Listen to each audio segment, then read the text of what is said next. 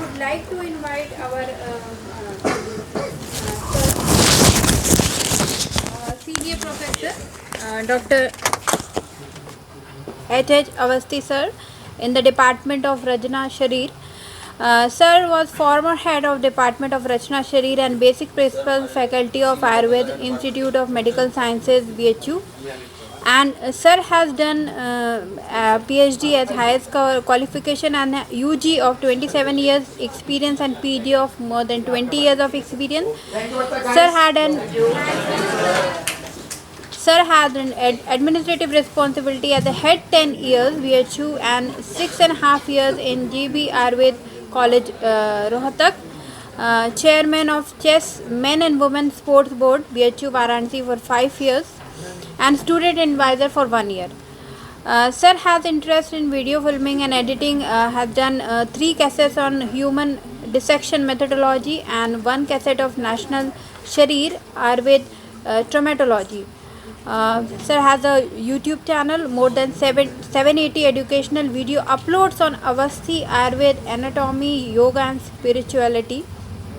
You can see there, and has authored approximate 6 books, in which 5 have been published and 1 in press related to his subject, and authored 125 chapters in book.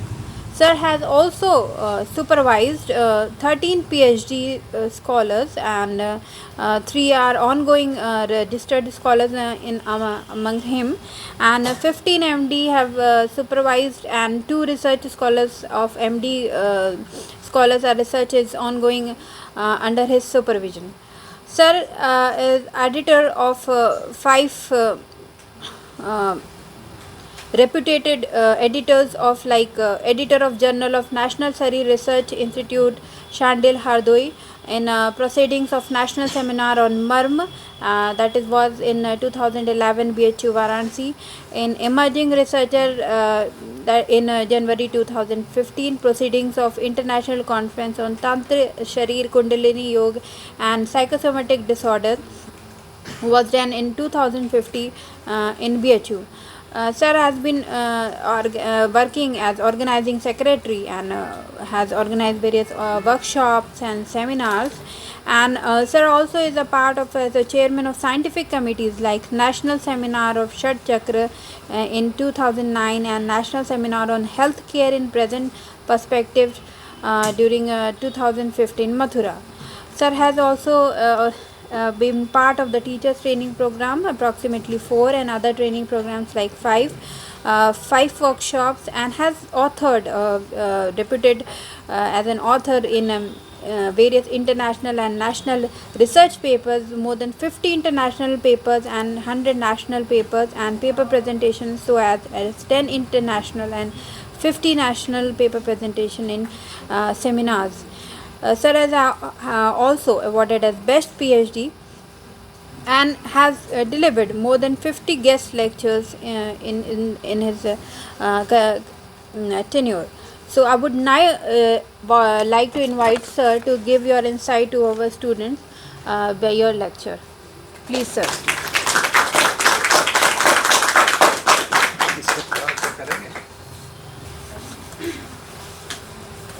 Thank you, Dr. Aparna Singh from Kriya Sharir, for my introduction, and organizers Professor K.N. Singh, Dr. Lakshmi from Department of Rachna Sharir.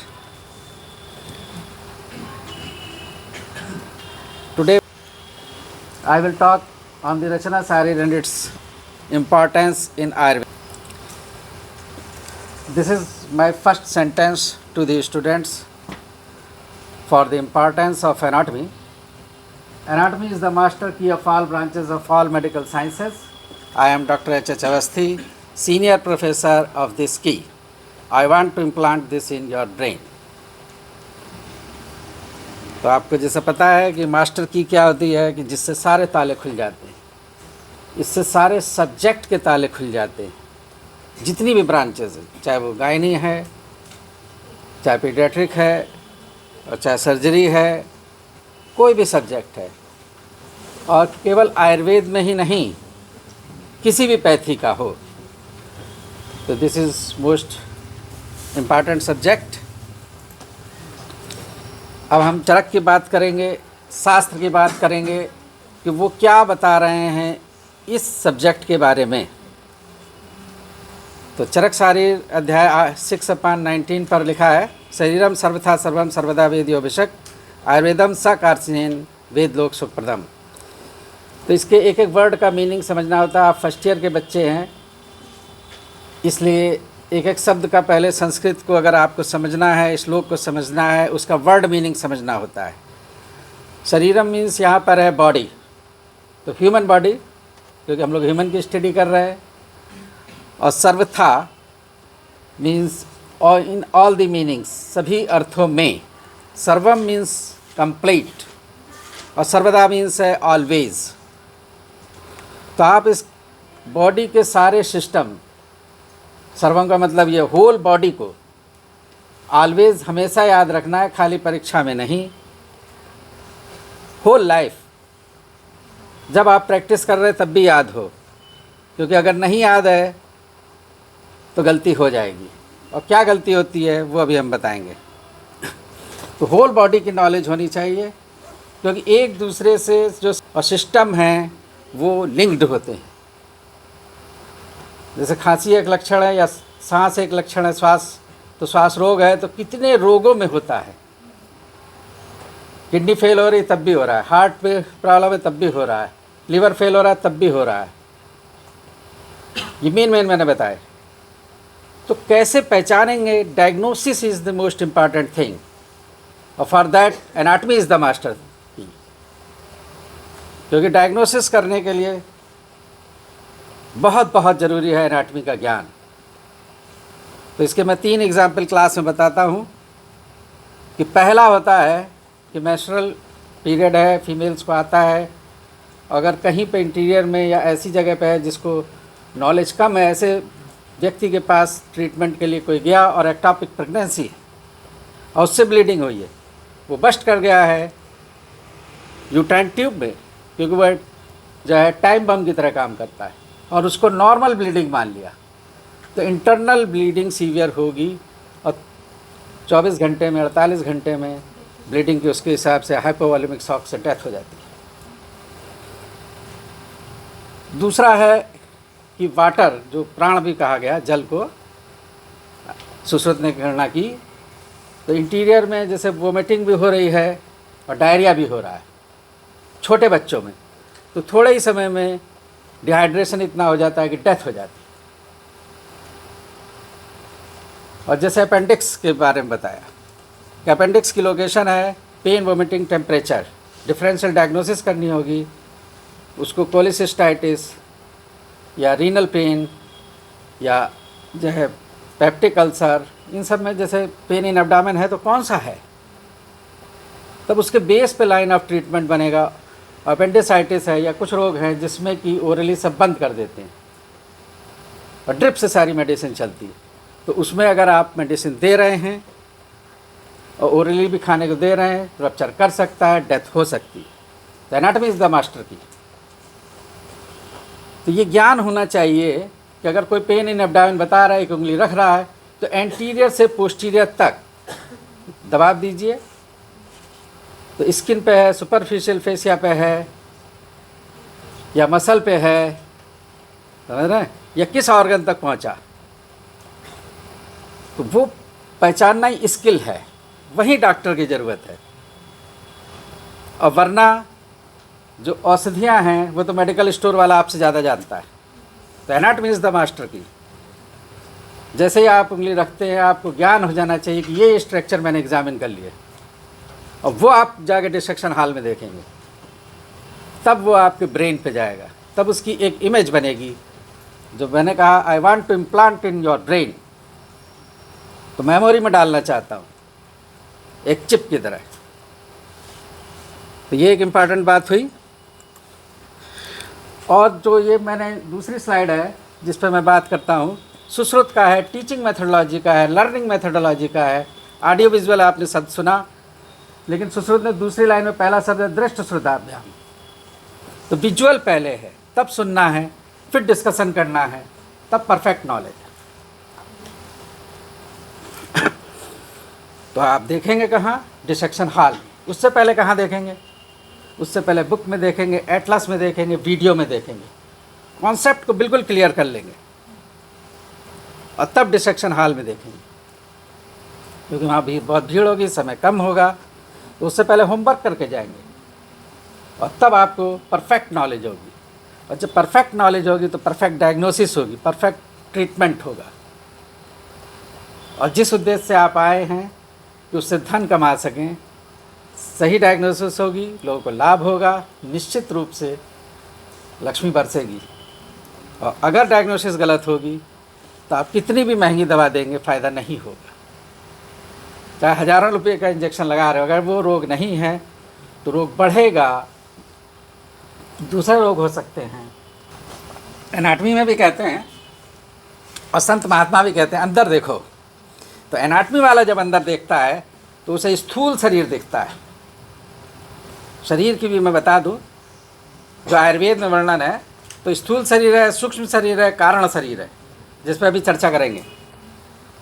तो आप स्थूल शरीर देखते हैं और स्थूल शरीर से डायग्नोसिस करते हैं। जैसे कोविड-19 का पीरियड था तो लंग्स की एनाटमी आनी चाहिए और परफेक्ट आनी चाहिए, कौन सा लोब कहाँ है, फिसर कहाँ पे है और हाइलम पे इम्प्रेशन कहाँ पर है। तो ये देखिए वीडियो, बॉर्डर है और तरफ तो ये ऑब्लिक फिसर है और ये देयर इज ए प्रॉब्लम है हाइलम पे फिसर नहीं होता, क्योंकि वहाँ पे वो फिर से करते हैं, क्योंकि कुछ आपका यहाँ पे प्रॉब्लम है, वो ट्रांसमिट नहीं हो रहा। तो टेक्नोलॉजी की प्रॉब्लम है। अगर आप टेक्नोलॉजी को नहीं जानते, ये चीज़ नोट कर लीजिएगा, AI आ रही है। जो लोग टेक्नोलॉजी नहीं जानते वो पीछे रह जाएंगे और जो टेक्नोलॉजी को जानते हैं, उनका उपयोग जानते हैं, वो आगे होंगे। और मॉडर्न साइड इसीलिए आगे है कि हर चीज़ को वो स्टैंडर्ड वैल्यू और कितना वेरिएट कर रहा है, कितना डेविएट कर रहा है, ये सब जान रहे हैं। हीमोग्लोबिन कितना है, बिल्कुल एक्यूरेट।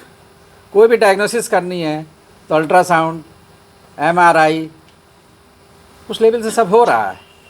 तो हर चीज़ को मशीन से नापा जा रहा है, एक्यूरेसी है। तो उसका उपयोग करना सीखें। तो बहुत से जो आयुर्वेदज्ञ लोग हैं, उनका मानना है कि ये ज़्यादा उचित नहीं है, लेकिन उचित तो है ही, क्योंकि जो पब्लिक मानती है, पब्लिक डिमांड, वो असली होती है। विद्वान चाहे जो बोलते रहें, जो पब्लिक चाहती है, पब्लिक की डिमांड होती है, वही चलता है। वो जानना चाहती है कि कोई भी कहे कि आपका लंग्स में इतना डिफेक्ट है, हार्ट की आर्टरी जो है, कोरोनरी आर्टरी लेफ़्ट या राइट डिस्टर्ब है और उस ब्लॉकेज है, कितने % है, तो उसका प्रूफ चाहती है। वो केवल ऐसे कह देने से नहीं है, तो वो प्रूफ हमको वहाँ पे मिलता है। अब देखता हूँ ये चलता है।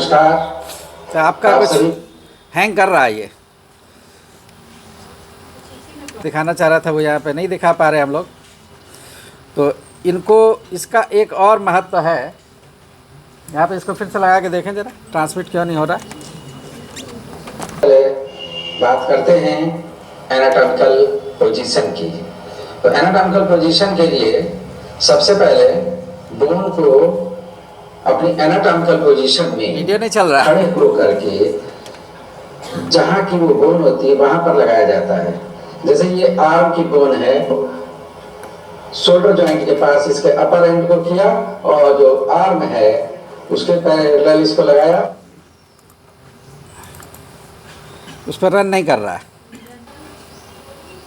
कि हमको ये समझना पड़ेगा, जैसे मैंने अभी 4 शरीर की बात करी, 3 शरीर की, और चौथी चीज़ है शुद्ध आत्मा। तो पहली चीज़ है जिसको ओम से कंपेयर किया गया है। तो पहली चीज़ है स्थूल शरीर, दूसरा चीज़ है सूक्ष्म शरीर, और तीसरी चीज़ है कारण शरीर, और चौथी जो चीज़ है जो है शुद्ध आत्मा है। तो इन चारों में क्या डिफरेंस है, किस टाइम ये फंक्शन करते हैं और कैसे जानेंगे। तो मांडुक्य उपनिषद पढ़ें तो वहाँ पे लिखा है कि ओम के 4 पाद हैं। एक जागृत अवस्था है, दूसरी स्वप्न अवस्था है, और तीसरी जो है गहरी नींद है, और चौथी तुर्यावस्था है। तो इन 3 अवस्थाओं को आप स्वयं जानते हैं। पहली अवस्था जो है जागृत, आप सब जन जागे हुए हैं, ज्ञान हो रहा है, ये स्थूल शरीर इस टाइम काम कर रहा है। तो 25 तत्व जो है सांख्य के वो इस समय एक्टिव हैं। उसके बाद जब हम स्वप्न की अवस्था में होते हैं तब जो 5 महाभूत हैं जो वो डोरमेंट थोड़ा सा हो जाते हैं और सूक्ष्म शरीर काम करता है, इंद्रियां फंक्शन में होती हैं, मन फंक्शन में होता है। आप सपना देखते हैं और सपने में आप कहीं भी जा रहे हैं तो सपने में आप पास्ट, प्रेजेंट और फ्यूचर देखते हैं, तीनों चीज़ देख सकते हैं। और फ्यूचर तब दिखता है जब आप सात्विक पुरुष हैं, तो सत्य के साथ ही दिखता है, वरना नहीं दिखता है। प्रेजेंट सबसे ज़्यादा दिखता है, जो पूरे दिन एक्टिविटी की वही स्वप्न में दिखती है, ये सबसे ज़्यादा होता है। और पास्ट दिखता है, जो पास्ट की एक्टिविटीज़ हैं। और बहुत से वैज्ञानिकों को स्वप्न में ही अपनी प्रॉब्लम्स का सॉल्यूशन मिला है। तो उसका भी कारण समझ लें कि जो ब्रेन है, तो आज modern science, modern anatomy, modern psychology के हिसाब से माना जाता है कि कॉन्शियस माइंड, सब कॉन्शियस माइंड, समझ रहे हैं, और जो है तो इनकी जो स्टेजेस हैं, और अनकॉन्शियस माइंड के अलग अलग स्टेजेस हैं। तो जो कॉन्शियस माइंड है, तो जब आप जागे हुए हैं तो वो कॉन्शियस माइंड है। अब कॉन्शियस माइंड ने फंक्शन करना बंद कर दिया और जो ब्रेन है चल रहा है। तो सब कॉन्शियस जो नींद में जब आप जैसे ही आप जाते हैं, समझ रहे हैं, तो वो उस समय जो मन है वो जैसे स्टोर में आप चले जाएं और कोई भी फाइल निकालने लगें तो वो पुरानी फाइलों को निकालता है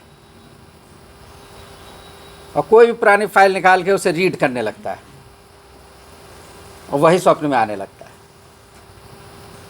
समझ रहे हैं। और उसके बाद जो तो यहाँ पे सूक्ष्म शरीर क्रियाशील है, एकादश इंद्रियाँ क्रियाशील हैं। तो एक ये स्टेज है। तो आप कॉन्शियसनेस को अपनी अवेयरनेस को इतना बढ़ाएं कि स्वप्न की अवस्था में भी जागृत की तरह काम करें, और यही साधना है। और उसके बाद जो तीसरी स्टेज आती है कारण शरीर की, तो जो गहरी नींद में बताया गया, वहाँ इंद्रियों में भी काम डोरमेंट हो जाती, काम नहीं करती, केवल वहाँ पर रहती आत्मा और प्रकृति, मूल प्रकृति। मूल प्रकृति को सत्व रज तम से युक्त बताया गया है। और उस गहरी नींद की अवस्था में बाहर क्या हो रहा है, स्वप्न क्या हो रहा है, ये नहीं रहता। और आनंद की अनुभूति और रिकवरी की स्टेज वही है। और ये उस तरीके से है जैसे एनेस्थीसिया की स्टेज होती है कि उसमें अनुभूति समाप्त हो जाती है, तो अनुभूतियाँ समाप्त हो जाती हैं, लेकिन प्रकृति रहती है। उसके बाद जो चौथी स्टेज है जहाँ प्रकृति भी नहीं रहती, वह तुर्यावस्था, शुद्ध आत्मा रहती है। तो इन चारों स्टेज को जानता कौन है? आप चारों स्टेज में रहते हैं, तो ये कैसे जानते हैं? वो कौन सी चीज़ है जो बता रही है आपको कि आप नींद में हैं, गहरी नींद में हैं, या स्वप्न में हैं, या जागृत अवस्था में हैं? उसी का नाम आत्मा है, और वही आप स्वयं है। तो रियल बॉडी क्या है? रियल बॉडी यही आत्मा है, और उसको ही समझना है। तो कहानी है कि जनक को स्वप्न आया कि वो जो है, स्वप्न में उन्होंने देखा कि वो युद्ध कर रहे हैं, कपड़े फट गए, वो हार गए हैं और भूख प्यास से है। और वो मंदिर में गए, वहाँ भी भोजन मतलब लास्ट बचा हुआ था और वो थोड़ा सा मिला और उसको भी चील ले गई। फिर वो एकदम से जग गए।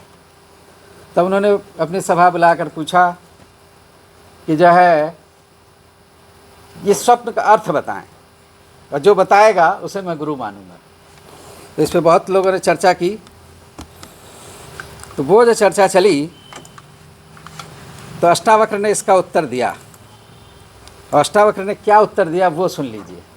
उसने कहा, राजन, ना ये सत्य था और ना वो सत्य। जो आप इस टाइम बैठे, हम आप बैठे हुए एक्टिविटी कर रहे हैं, ना तो ये सत्य है और ना वो स्वप्न सत्य है। तो इसीलिए कहा गया जगत मिथ्या, क्योंकि आत्मा हमेशा हजारों साल से और शुरू से रही है, नित्य वही है। समझ रहे हैं? यही आयुर्वेद बताता है और यही गीता बताती है, यही धर्मशास्त्र बताते हैं। तो वो स्वप्न था। जैसे आप स्वप्न में कोई एक्टिविटी करते हैं तो क्या वो रहता है? वो तो आप ही ने देखा, कोई हमने कोई स्टोरी तो सुनाई नहीं। आपने उस स्वप्न को देखा और सवेरे उठे तो कहा वो तो स्वप्न था, वो तो कुछ था ही नहीं। ऐसी जब मृत्यु हो जाएगी तब जो आप फील करेंगे वो ये फील करेंगे कि ये जो पूरा जितने भी वर्ष की ज़िंदगी थी वो मिथ्या थी। उसमें जो बेईमानी अपने मित्रों के साथ, अपने परिवार में या जहाँ भी अच्छे बुरे काम किए, सिर्फ वो ब्रेन में होंगे। और फिर आप अफसोस करेंगे। जैसे आप सपने में किसी से झगड़ लीजिए, किसी को मार दीजिए, किसी को चोरी कर लीजिए, और जब उठे तो दुख होगा कि अरे उसको ऐसे ही बोल दिया, तो सपने में मैं ये क्या कर रहा था। तो वही चीज़ डेथ के बाद की पोजीशन है। तो ऋषियों मुनियों ने इस चीज़ को समझा और उसको एक्सप्लेन किया। तो जनक को जब अष्टावक्र ने ये एक्सप्लेन किया तो उन्होंने कहा ठीक कहा आपने, और उनको गुरु मान लिया। क्योंकि ये जो लाइफ है, तो इसका मतलब क्या हुआ? फिर हम एक्टिविटी क्या करें? एक्टिविटी सत्य की करें, सिद्धांत की करें, मॉरल वैल्यूज़ के साथ करें, जिससे बाद में ये दुख ना हो कि मैंने उसके साथ ये गलत काम किया था। समझ रहे? अपने छोटे से लाभ के, क्योंकि जब जगेंगे वो लाभ रह ही नहीं जाता है। स्वप्न में आप कितनी भी स्वर्ण से युक्त चीज़ें पा जाएं, राजा भी बन जाएं, तो जागने के बाद कहाँ राजा? स्वप्न में उन्होंने ये फील किया कि उनके फटे हुए कपड़े हैं और उन पर राज नहीं है, वह हार गए हैं। कहाँ सच है?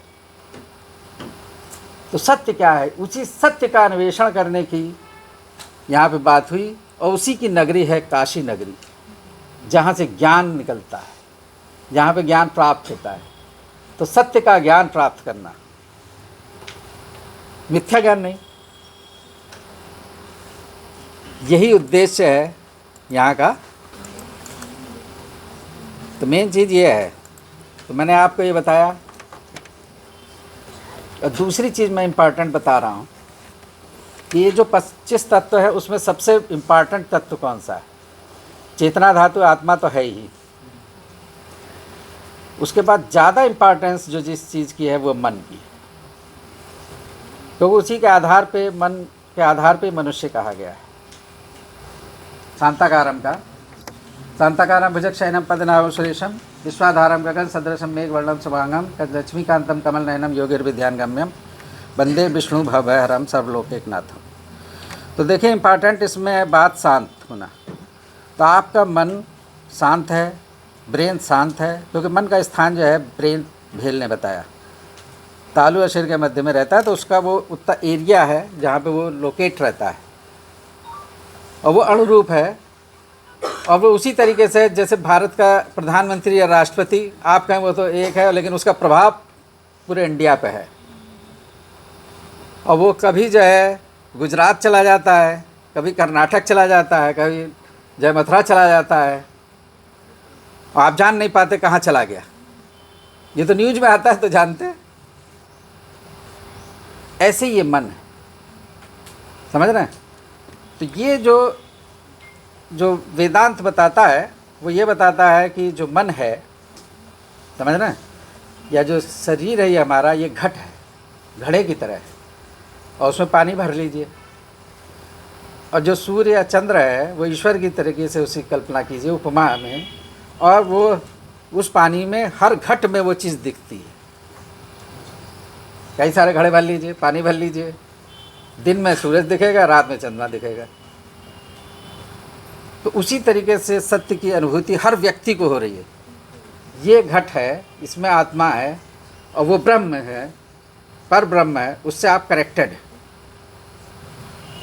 और सीधे नॉलेज मिल रही है, सीधे ज्ञान हो रहा है। अगर आप जानना चाह रहे हैं, जो मैंने कहा था ना, अंदर में देखो, अध्यात्म जब आप अंदर में देखेंगे तब आप ब्रह्म से जुड़ेंगे, और जब आप ब्रह्म से जुड़ेंगे और मन आपका स्थिर अगर नहीं है तो वो उस तरीके की घटना होगी कि आप उसको अब लेकर जरा सा दौड़ लीजिए। पानी में ईंटें मारिए तालाब में, 1 2 4 6 8 10 लगातार तरंगें उठने लगती हैं, और फिर वो चीज़ दिखती नहीं स्पष्ट। तो मन में ये जो तरंग हैं या कंकड़ हैं वो थॉट्स की तरह हैं। 1 मिनट में कितने आ रहे हैं, 1 मिनट में एक रहना चाहिए, योग या साधना ये कहती है, और तेल धारावत रहना चाहिए और कंटिन्यूस रहना चाहिए। आप अगर जिस टाइम जो है एनाटॉमी पढ़ रहे हैं तो कंटिन्यूस एनाटॉमी पे फोकस होना चाहिए, इधर उधर नहीं, वन थॉट। और जैसे दूसरा तीसरा आया आप डिवाइड हो गए, और ज़्यादा एक साथ आ गए तो वो तरंग उठ गई, तब तक नॉलेज है ही नहीं। तो ये ठीक उसी तरीके से होता है जैसे चंद्रमा या सूरज उस घट में नहीं दिखता, समझ रहे हैं। तो ये बॉडी को कंपेयर किया गया है ये किससे, जो एकादश, ये जो घोड़े हैं ये इंद्रियों की तरह हैं, और जो ये जो स्ट्रिंग है वो लगाम जो है उसको कहा गया है मन, और जो बुद्धि कहा गया है जहाँ भगवान कृष्ण बैठे हैं सारथी। तो मन और बुद्धि के रोल को समझ लीजिए, एक जो है अंधा है और एक लंगड़ा है। बुद्धि को आंखें हैं लेकिन वो लंगड़ी है, और मन में जो है गति है, चंचल है, बहुत स्पीड है, लेकिन आँख नहीं है, नेत्र नहीं। तो मन इसी तरीके से होता है, अगर सारे दरवाजे बंद कर दें और दिखाई तो दे नहीं रहा एक व्यक्ति को, उससे अगर दरवाजे से निकलो, वो स्पीड में जाएगा और एक दीवार से लड़ेगा, दूसरे से लड़ेगा, चौथी पांचवी सबसे लड़ेगा और घायल हो जाएगा। तो सफलता पाने के लिए हर बच्चा, हर लोग वही प्रयास कर रहा है। जब तक परफेक्ट बुद्धि नहीं लगेगी, और बुद्धि देगा कौन? गुरु, और गुरु को मानोगे तब बुद्धि मिलेगी, वरना आँख तो हमेशा बंद रहेगी। क्योंकि भगवान राम और कृष्ण के समय भी उनको लोगों ने कुछ माना नहीं, जिन्होंने नहीं माना उन्हें नहीं मिला, और जिन्होंने माना उन्हें मिला, समझ रहे हैं। तो बुद्धि के साथ, लॉजिक के साथ और सत्य के साथ, विवेक के साथ मन है तो सक्सेस है, और एक टाइम में एक ही के पीछे है तो सक्सेस है, और 2-3 के पीछे तो नहीं है। तो ये है अध्यात्म, ये है आयुर्वेद, और ये है बेसिक प्रिंसिपल्स, ये है एनाटॉमी। इस एनाटॉमी की बात हम कर रहे हैं। जो मॉडर्न की एनाटॉमी है उसमें तो ये लिखा ही है अनात्मी है, जिसमें आत्मा नहीं है, चेतना नहीं है। आत्मा क्या? कॉन्शसनेस। आप ये मोबाइल लीजिए या ये लैपटॉप लीजिए, इसमें इलेक्ट्रिक की सप्लाई नहीं है, करंट नहीं है, तो ये कितना भी महंगा है, कुछ नहीं। ऐसी बॉडी होती है। जब तक उसमें आत्मा है तब तक तो जीवन है, और जैसे आत्मा बंद, एक्शन बंद। तो एक्शन को परफॉर्म कौन करा रहा है? इन इंस्ट्रूमेंट्स में बैटरी है, इलेक्ट्रिक है, और वो बॉडी में क्या है? वो मूल तत्व है जिसको हमारे ऋषि मुनियों ने कहा आत्मा, और उस वो जो है नर्व्स के थ्रू, नाड़ियों के थ्रू होल बॉडी में, हर पार्ट में चेतना को सप्लाई कर रही है। और चक्रपाणी ने कहा हर सेल पे चेतना है, और मुख्य रूप से चेतना का स्थान हृदय है, और जो उसका कार्यस्थल है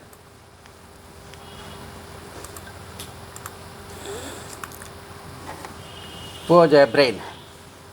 तो कार्यस्थल उसका ब्रेन है। अब इस डायग्राम को देखें, मैं इसको दिखाता हूँ। ज़्यादातर लक्षणम मनसो ज्ञानस्य भावो भाव एव च। मन का लक्षण है ज्ञान का होना और नहीं होना। आपका मन यहाँ है तो आपको ज्ञान हो रहा है, अगर मन घर में है, किसी और चीज़ में है, तो जो मैं बोल रहा हूँ वो ज्ञान नहीं होगा। तो अब इस फिगर को देखें और इस फिगर को मन में सोच लें 1 मिनट बाद, फिर मैं इसको एक्सप्लेन करता हूँ ये क्या चीज़ फिगर दिखा रहा है। हैं? समझ रहे हैं?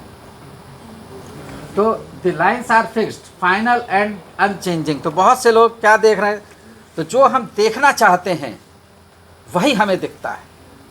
अगर हम किसी व्यक्ति में अच्छाई देखना चाहते हैं तो वो अच्छा दिखता है, और जैसे ही हम ये देखना चाहें कि इसमें की बुराइयां देख लें तो उसमें सारी बुराई नज़र आती चली जाएंगी।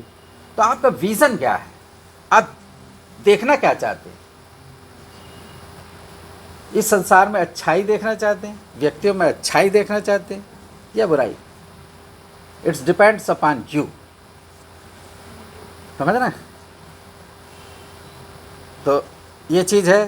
तो मन में ये बहुत महत्वपूर्ण चीज़ है कि जो आप क्लास में बैठे हैं या कहीं भी बैठे, कोई चीज़ जो आप सर्च करना चाह रहे हैं, लेकिन इस स्थिति से निकलिए। इसीलिए स्पून फीडिंग नहीं होती। कहा जाता पूरी किताब पढ़ो। पूरी किताब जब आप पढ़ते हैं या विजुअल्स देखते हैं तो उससे ज़्यादा ब्रेन में रीडिंग आती है। आपको नहीं पता, जैसे आप यहाँ से लंका तक जाइए तो रोड में क्या क्या चीज़ें हैं थोड़ा बहुत दिमाग में ब्रेन में आ जाएगा, और पूछेंगे जा रहे किसी कोई सामान खरीदने, लेकिन बीच की लोकेशन देखते चल रहे हैं ना। तो मन का ये बात है।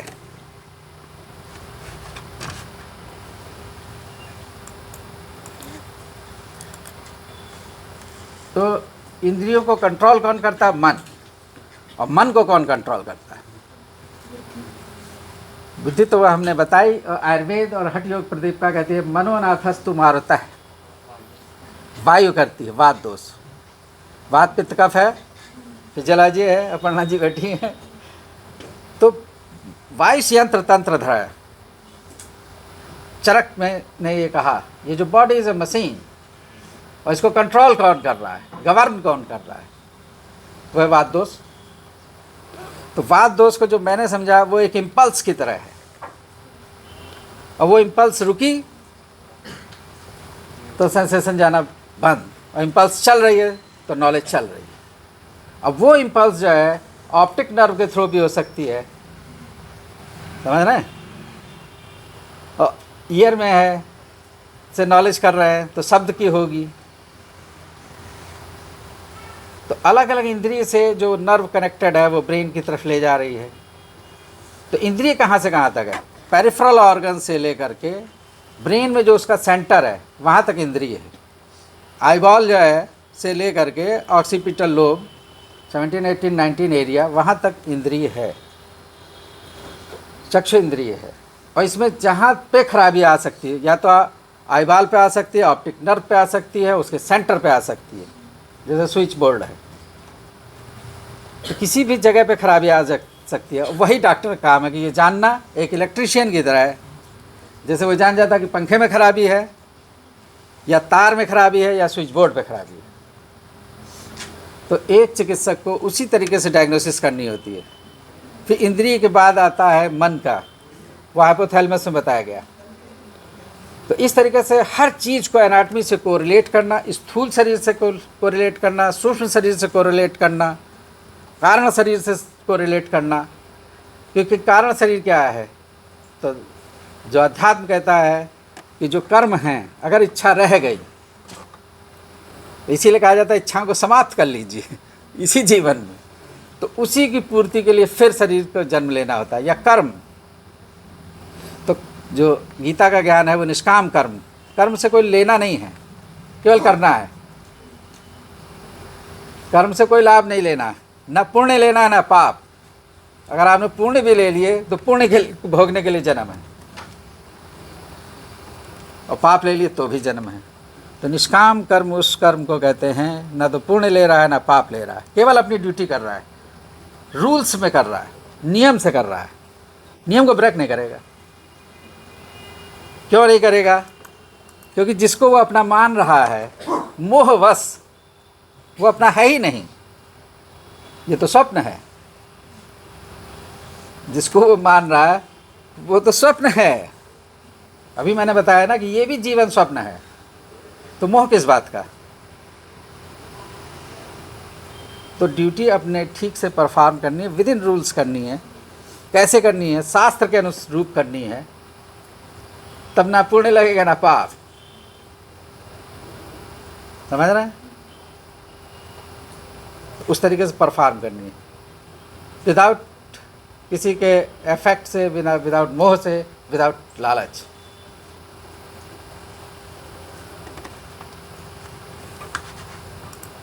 देख ये चीज़ें, when ego is lost, limit is lost, you become infinite, kind, beautiful. Ego is out, wisdom in. Brain में एक टाइम में एक ही चीज़ रहती है। गुरु जी का कहना था थट्टे सर का, या तो क्रोध रहेगा जिस टाइम आदमी गुस्से में होता है, या मोह रहेगा, या नॉलेज रहेगी। एक टाइम में एक चीज़। तो अहंकार में कि मैं ही सबसे बड़ा, तो दूसरा तो छोटा ही दिखता रहेगा। सत्य को देखना है तो अहंकार को ख़त्म करना है, लाइट अप करना है, और लोग नहीं करते तो हालत ये होती है। लाइफ चल रही है और उस अहंकार को नहीं छोड़ा, क्योंकि लाइफ क्या है? फ्लेक्सिबल है। अगर जब तक फ्लेक्सिबिलिटी बॉडी में है तब तक लाइफ है, और जब फ्लेक्सिबिलिटी नहीं होती तो वो डेड बॉडी है। डेड बॉडी के हाथ पैर को मोड़ के दिखाइए, फ्लेक्सिबिलिटी है ही नहीं। तो अगर विचारों में परिवर्तन, ज्ञान की बात बताने में अपने में आप परिवर्तन नहीं कर रहे, उसी चीज़ पे रिजिड हो रहे हैं, तो रिजिडिटी इज डेथ, वो छोड़नी होगी। This is the anatomy. समझ रहे हैं? तो प्राइड छोड़ दोगे, ये प्राइड छोड़ दे, आराम से बच सकता है। तो अगर नॉलेज गेन करनी है तो ये करना ही होगा।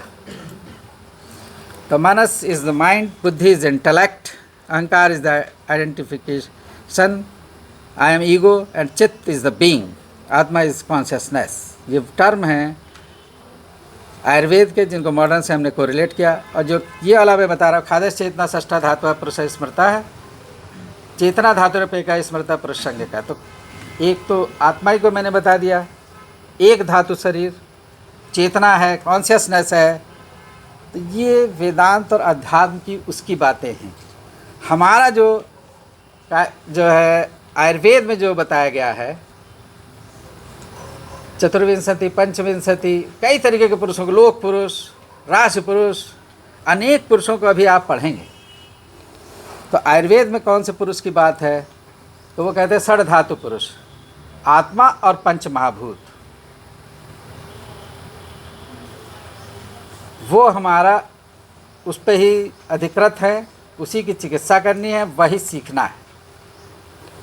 बाकी इतने सारे सब बताए, लेकिन जो फील्ड आयुर्वेद ने अडॉप्ट की वो ये की। और क्योंकि कि पंच महाभूत है तो उसमें क्षीणे वृद्धितव्या, वृद्धि ह्रासतव्या। जिस महाभूत की अधिकता हुई है उसको कम करना है, और जो बढ़ गया है उसको घटाना है, और जो क्षीण हो गया उसको बढ़ाना है। जो महाभूत क्षीण हो गया उसको बढ़ाना है, और बढ़े हुए को घटाना है। जैसे अभी मैंने बताया कि डिहाइड्रेशन हो गया तो जल की कमी आ गई, तो बेसिक प्रिंसिपल क्या बना? सामान्य विशेष का सिद्धांत क्या बना? यही सामान्य विशेष का सिद्धांत। तो जल की कमी है तो जल दीजिए। तो पहले आपने पानी पीने को दिया, फिर इलेक्ट्रॉल में दिया, वो भी नहीं रुक रहा, तब आपने ड्रिप से दिया। तो स्टेज है ये, लेकिन सिद्धांत वहीं का वहीं है कि जल की कमी जल को देना, अग्नि की कमी अग्नि को बढ़ाना है। तो ये पंच महाभूत बता रहे। एक और उससे भी इम्पॉर्टेंट चीज़ है, कुछ साइंटिस्ट का मानना ये है कि बॉडी में और ब्रेन में, होल बॉडी में हजारों केमिकल पैदा हो रहे हैं, किसी मेडिसिन की ज़रूरत नहीं और सारे रोग ठीक हो जाएंगे, ऐसा फिलोसफर्स का मानना है। क्योंकि बॉडी में इतने केमिकल प्रोड्यूस हो रहे हैं, वहाँ स्टमक में HCl प्रोड्यूस हो रहा है, यूरिया प्रोड्यूस हो रहा है, लीवर में चले जाइए तो प्रोटीन भी बन रही है, हीमोग्लोबिन, तो ऐसे कितने 1,00,000 प्रोटीन मानी गई हैं और सर्च कर ली गई हैं, समझ रहे हैं? तो ये बॉडी में ही तो बन रही हैं। तो हमें ऐसे मैकेनिज्म, चेतना को जागृत करना है कि बॉडी को ऑर्डर मिले और बॉडी के वो सेल, हीमोग्लोबिन की कमी हो रही तो उसको बनाने लगे। क्योंकि इतने जीव जंतु क्या वो औषधि ही खाते हैं? तो चेतना, कॉन्शियसनेस सबसे ऊपर की चीज़ है। सबसे ऊपर कौन सी चीज़ हुई? चेतना, षष्ठ धातु पुरुष, चेतना धातु रूपये का है। चेतना, कॉन्शियसनेस, अवेयरनेस दूसरे रूप में समझें। क्लास में आप अवेयर हैं कि नहीं? अगर अवेयर नहीं है तो कितना भी अच्छा टीचर पढ़ा के चला जाए, कुछ नहीं ज्ञान होना है। और उसके बाद घर में जाके नहीं पढ़ा तो चाहे मैं जितनी अच्छी एनाटॉमी पढ़ा दूँ, एनाटॉमी एक ऐसी चीज़ है 3-4 पेज आप रट सकते हैं, उसके बाद एक सेंटेंस दूसरे में जंप मारेगा अगर आपने उसे ठीक से समझा नहीं। और उसी को समझने के लिए टेक्नोलॉजी है, उसी के लिए 2 मिनट और 5 मिनट के ये वीडियो जो हम दिखाना चाह रहे थे। क्योंकि आजकल बच्चे किसी कारण से, यानी कि वो अपने को इम्प्रूव करना चाहते हैं, वो चाहते हैं मेरा MBBS में एडमिशन हो जाए, MBBS वाले चाहते हैं कि मेरा एम्स में हो जाए। फर्स्ट ईयर में क्लास में आते नहीं, पढ़ते नहीं, प्रेशर बनाते हैं कि अटेंडेंस मिले। और जब आपने एनाटॉमी फिजियोलॉजी नहीं जानी तो मास्टर की तो मिली ही नहीं, तो चिकित्सा कहाँ से? तो ये बहुत बड़ा ड्रॉबैक है जिससे उतना सफल चिकित्सक नहीं बन रहा है। और जब 2-3 महीने पहले उनको पढ़ने का नंबर आता है तो वो कैसे पढ़ें? उसके लिए, उस विज़न को लेकर के हमने ये अपना चैनल बनाया। और रात में 2 बजे अगर आप जो है जानना चाहते हैं कि ह्यूमरस किस साइड की है, और अभी मैंने 3 नेक वाला जैसे डाला, मार्फोलॉजिकल नेक, एनाटॉमिकल नेक और सर्जिकल नेक, क्या है, कहाँ पे है, आप 2 बजे पढ़ सकते हैं रात में। प्रोफेसर अवस्थी पढ़ा रहे होंगे वहाँ। सवेरे 4 बजे खोलिए, उस पर चले आइए, पढ़ा रहे हैं। और चाहे दोपहर में खोल लीजिए, और चाहे रास्ते चलते खोल लीजिए। This is the technology. तो उस टेक्नोलॉजी से जुड़ना, उसको अडॉप्ट करना, आत्मसात करना, ये बहुत जरूरी है। ये समय की सबसे बड़ी मांग है, टेक्नोलॉजी से युक्त होकर चलना। वो आज का सबसे बड़ा हथियार है ज्ञान के लिए, वो बहुत बड़ी चीज़ है। और ऐसे आप वीडियो देखेंगे, एक बात और भी समझ लें, हजारों वीडियो हैं, तो वो क्या गलत पढ़ा गए आप फर्स्ट ईयर वाले जानते ही नहीं। वीडियो देख लेना मात्र नहीं होता, उसमें कोई गलत बात ना हो, क्योंकि गलत चीज़ याद हो गई। इस पर एक कहानी बताता हूँ। बॉम्बे में एक म्यूजिक का ट्रेनिंग सेंटर था, तो वहाँ लिखा था कि जो कुछ सीख के आए हुए हैं उनकी फ़ीस जो है 1,000 रुपये है, और जो कुछ नहीं जानता है उसकी फ़ीस है 500 रुपये। तो उन्होंने कहा भाई ये ऐसा क्यों है? तो उन्होंने कहा जो आप गलत सीख के आए हैं ना, उसको मिटाने में टाइम लगेगा, उस बात के 500 रुपये। तो जो आप गलत सीख चुके हैं उसको वॉश आउट होना ही बहुत कठिन है। उसी में कहो वर्षों निकल जाए, ज़िंदगी निकल जाए, और वो अहंकार स्वीकार नहीं करने देगा कि मैं यहाँ गलत हूँ। और वो प्राइड जब तक आप लिए रहेंगे तो नॉलेज हो ही नहीं सकती।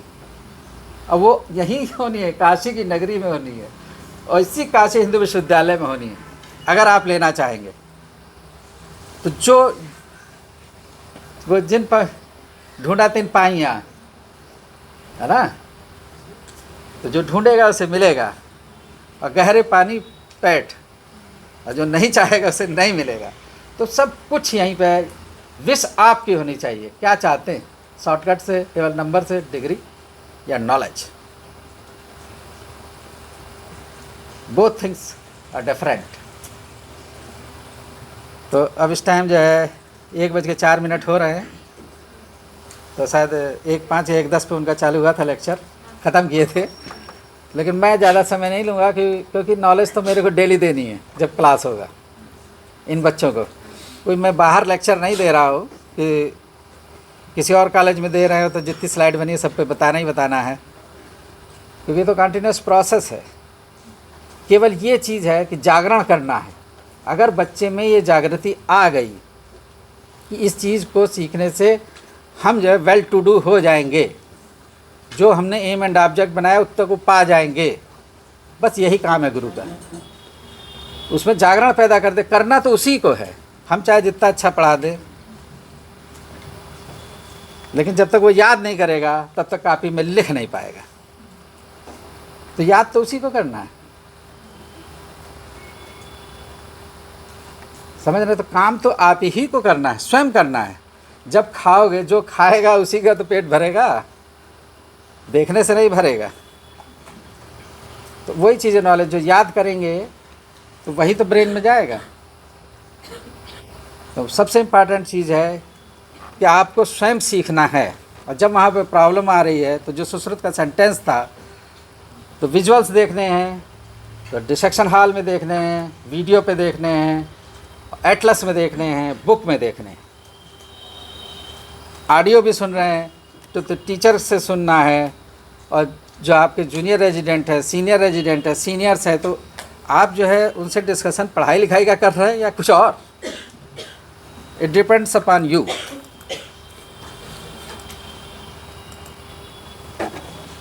तो ये सारी चीज़ें आप पर ही निर्भर करती हैं कि आप यहाँ से क्या लेना चाहते हैं। और यहाँ के जो लोग हैं वो डायरेक्टर भी बने हैं, मंत्री भी बने हैं, ये भी वो चीज़ है, समझ रहे हैं? तो अनलिमिटेड अचीवमेंट्स हो सकते हैं, स्काई इज़ द लिमिट, और मेहनत आपको करनी है। तो अपर्णा जी ने टाइम दिया और ऑर्गेनाइजर्स ने मौका दिया। Thank you all.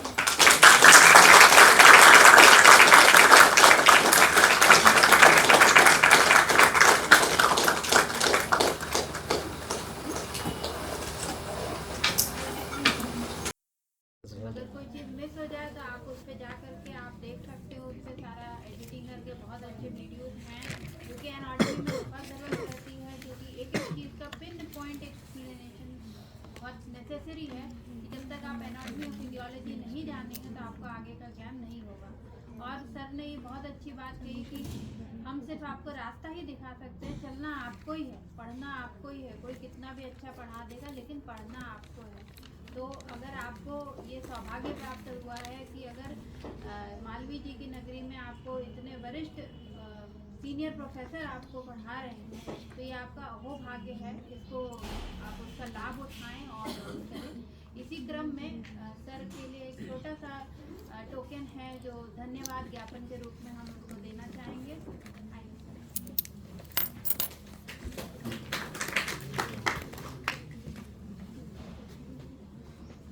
हाँ भाई, तुम लोग भी आ जाओ, एमडी वाले आओ, एमडी वाले आ जाओ। एमडी वाले आ जाओ, आइए। और क्या आ जाओ भैया। हम भी सर के स्टूडेंट ही, आ जाओ सारे का स्टूडेंट।